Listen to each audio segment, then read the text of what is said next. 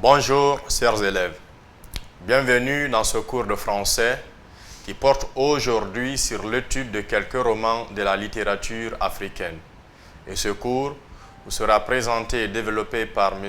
Baldé Amadou, enseignant du français dans les classes du lycée.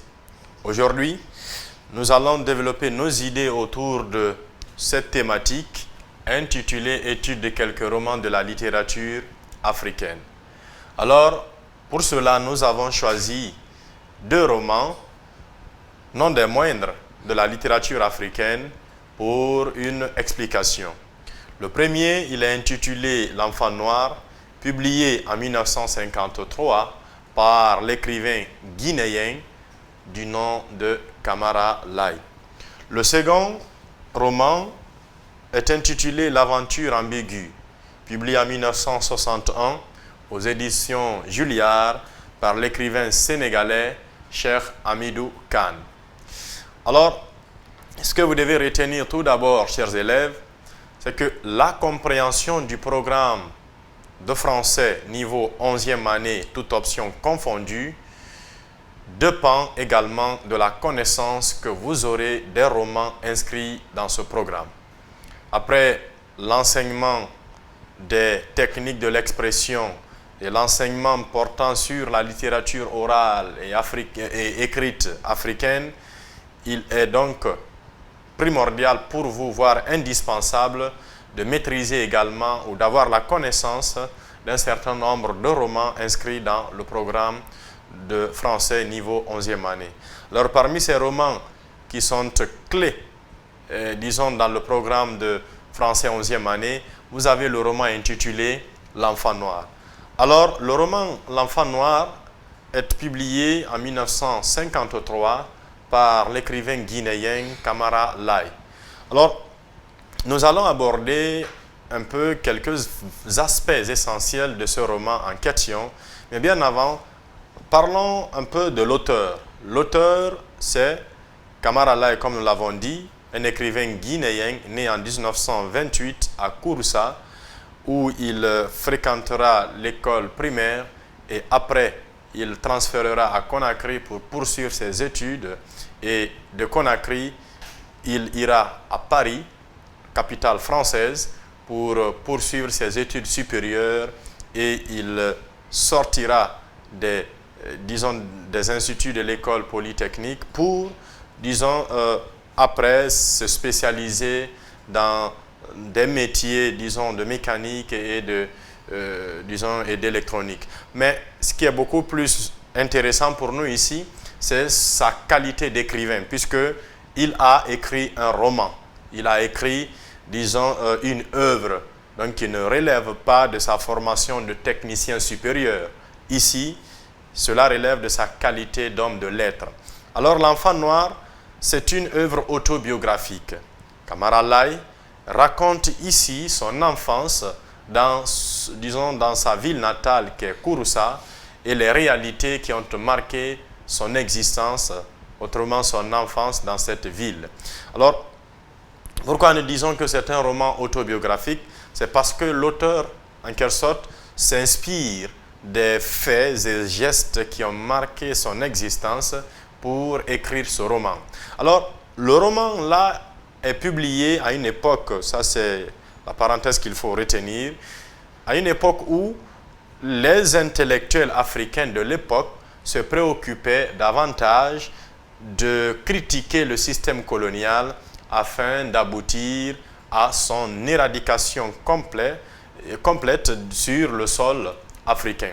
Alors, le roman apparaît à un moment où les intellectuels avaient déjà fini, ce qu'on appelle la revendication de l'identité culturelle, puisque le roman, dans son contenu, en quelque sorte, Camara Laye essaie de prouver par ses écrits, par son histoire et par l'histoire de par la culture de sa société, il essaie de montrer au monde occidental que, en quelque sorte, l'Afrique a aussi une culture, une réalité qui est différente des autres, continents. Alors, dans le contenu de ce roman, ce que vous devez retenir, c'est que Camara Laye se sert, comme je l'ai dit tantôt, de son histoire disons, des réalités de sa société pour écrire ce roman et faire comprendre aux autres la dimension culturelle, autrement la valeur culturelle du continent africain. Alors, dans le roman, comme je l'ai dit, en quelque sorte, le mot « enfant noir » ou disons le titre « enfant noir », en quelque sorte, il raconte ici l'histoire de son enfance. Mais, en quelque sorte, à travers son histoire, c'est l'histoire de tous les enfants africains. Puisque de la manière dont il a été socialisé, de la manière dont il a été éduqué, c'est presque de la même manière que la plupart des enfants africains de sa génération ont été éduqués, ont été cultivés. Alors, le roman commence par, disons, l'histoire, disons, par raconter les faits de sa famille, disons, de ce petit serpent qui est l'animal que son père chérit beaucoup et que son père utilise pour, voilà, comme ce qu'on appelle en Afrique un peu, disons, c'est l'animal sacré de la famille et c'est cet animal-là qui permet à son père d'être le forgeron le plus reconnu de la ville et le plus convoité de la ville. Alors il raconte en quelque sorte le travail de l'or que son père réalisait dans leur famille, dans sa forge, mais c'est aussi, disons, l'histoire de la réalité familiale. Il raconte comment est-ce que sa mère, à lui, s'occupait de la famille, des enfants, mais aussi du père de famille. Et également, il raconte dans ce roman comment est-ce que, en quelque sorte, le repas, il est consommé dans ce foyer, comment est-ce que, disons, son père établit une relation entre lui et ses apprentis, entre lui et la famille, entre lui et la communauté.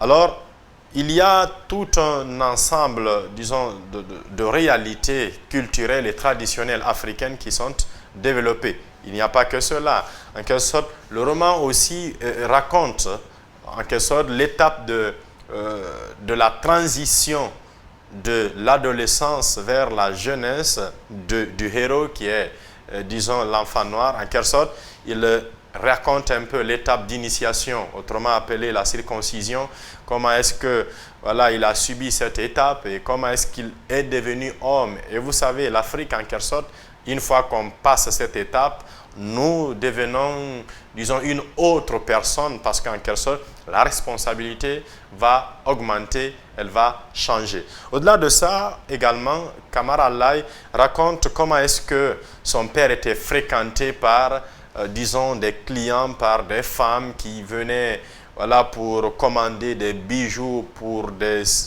occasions de cérémonies, de mariage, de baptême, en tout cas pour, disons, apprécier un peu le travail, disons, de l'or que son père, disons, réalisait dans cette localité et dont il était le maître redouté et reconnu.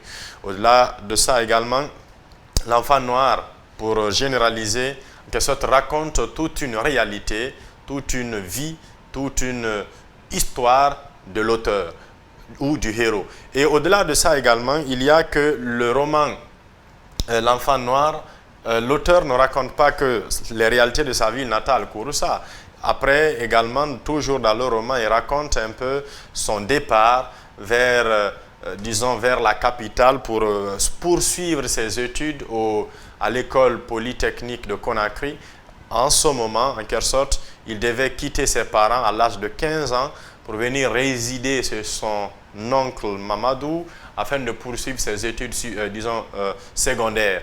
Alors, c'est à partir de ces études secondaires suivies ici et qu'il a réussi avec brio qu'il obtiendra une bourse pour aller, disons, à Paris, en France, pour ses études, disons, supérieures. Et c'est ainsi que, disons, le héros va se débarrasser, disons, va s'éloigner de l'univers familial qui est un univers, disons, culturel, un univers où il y a en quelque sorte la solidarité, où il y a l'amour, le sentiment des uns pour les autres. En quelque sorte, le roman résume toute une histoire, toute une réalité que l'Afrique, que l'enfant noir, disons, a vécu dans son existence, de Kouroussa, en passant par Conakry jusqu'à Paris, la France, où il a vécu, où il a poursuivi ses études supérieures. Alors ici, quel est l'intérêt de ce roman dans la littérature africaine? Ce roman occupe une place prépondérante dans la littérature africaine. Il est enseigné dans la quasi-totalité des pays africains et même en Europe, vu son intérêt littéraire, son intérêt culturel, son intérêt didactique, parce que le roman est écrit dans un français, disons, accessible à un public cultivé, à un public voilà, le plus souvent averti. Et puisque nous avons un autre roman, disons, à l'étude, ce qu'il faut retenir en résumé, c'est que le roman L'Enfant Noir est un roman indispensable pour vous dans votre formation intellectuelle, littéraire, mais aussi culturelle, parce que maîtriser ce roman, c'est maîtriser la culture africaine, c'est maîtriser l'histoire du continent africain. Au-delà de ce roman que nous avons inscrit dans le cours d'aujourd'hui, nous avons un autre intitulé « L'aventure ambiguë », publié en 1961 aux éditions Julliard par l'écrivain sénégalais appelé Cheikh Hamidou Kane. Cheikh Hamidou Kane publiera ce roman pour, disons, en quelque sorte, exprimer une réalité, disons, qui décrit le tiraillement d'un individu entre la culture africaine et la culture occidentale. Dans le roman, le héros, c'est Samba Diallo. Samba Diallo, en quelque sorte, c'est le héros, c'est le personnage principal du roman. Cheikh Hamidou Kane, d'ailleurs, s'inspire d'une histoire, d'une réalité pour, disons, informer la jeunesse africaine sur le danger d'abandonner la culture locale, la culture dans laquelle nous sommes nés et nous avons grandi, au profit d'une culture occidentale dans laquelle nous ne serons jamais traités au même pied d'égalité que les fils, disons, qui sont nés dans cette culture. Alors, comme je le disais tantôt, il s'agit de Samba Diallo, personnage principal du roman, et l'histoire se déroule principalement dans le royaume des Dialobé.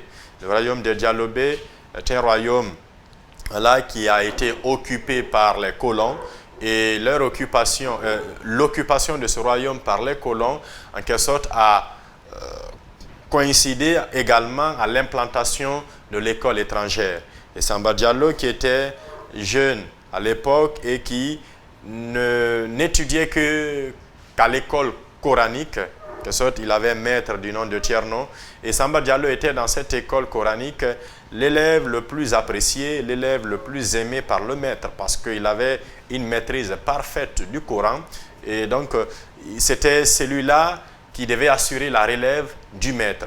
Mais une fois que les Blancs se sont installés et que voilà, il y ait une réalité nouvelle là dans le royaume, son père, appelé le chevalier dans le roman, en quelque sorte, sera obligé d'envoyer son fils à l'école suite à l'insistance de sa grande sœur qu'on appelle dans le roman Grande Royale.